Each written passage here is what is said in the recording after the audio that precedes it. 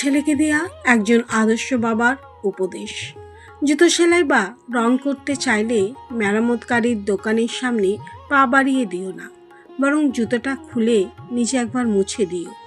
কখনো কাউকে কামলা, কাজের লোক বা বুয়া বলে ডেকো না। মনে রেখো, তারাও কারো না কারো ভাই, বোন, মা, বাবা। তাদেরকে সম্মান দিয়ে ডেকো। বয়স, শিক্ষা, পদ বা পদবীর দিক দিয়ে কেউ ছোট হলেও কখনো কাউকে ছোট করে দেখো না, না হলে তুমি ছোট হয়ে যাবে। পড়াশোনা করে জীবনে উন্নতি করো, কিন্তু কারো ঘাড়ে পা দিয়ে উপরে ওঠার চেষ্টা করো না। কাউকে সাহায্য করে পিছনে ফিরে চেও না, সে লজ্জা পেতে পারে।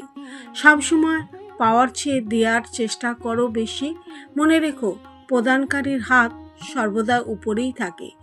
এমন কিছু করো না যার জন্য তোমার এবং তোমার পরিবারের উপর আঙুল ওঠে। ছেলে হয়ে জন্ম নিয়েছো, তাই দায়িত্ব এড়িয়ে যেও না। তোমার কি আছে তোমার গায়ে লেখা নেই, কিন্তু তোমার ব্যবহারে দেখা যাবে তোমার পরিবার কোথায় আছে। কখনো মার কথা শুনে বউকে এবং বউয়ের কথা শুনে মাকে বিচারের কাঠগড়ায় দাঁড় করিও না। কাউকে ফেলতে পারবে না। কারো বাসায় নিমন্ত্রণ খেতে গেলে বাসায় দুমুঠো ভাত খেয়ে যেও, অন্যের পাতিলের ভাতের আশায় থেকো না। কারো বাসায় খাবার নিয়ে সমালোচনা করো না। কেউ খাবার ইচ্ছে করে আস্বাদ করার চেষ্টা করে না। বড় হবার জন্য নয়, মানুষ হবার জন্য চেষ্টা করো।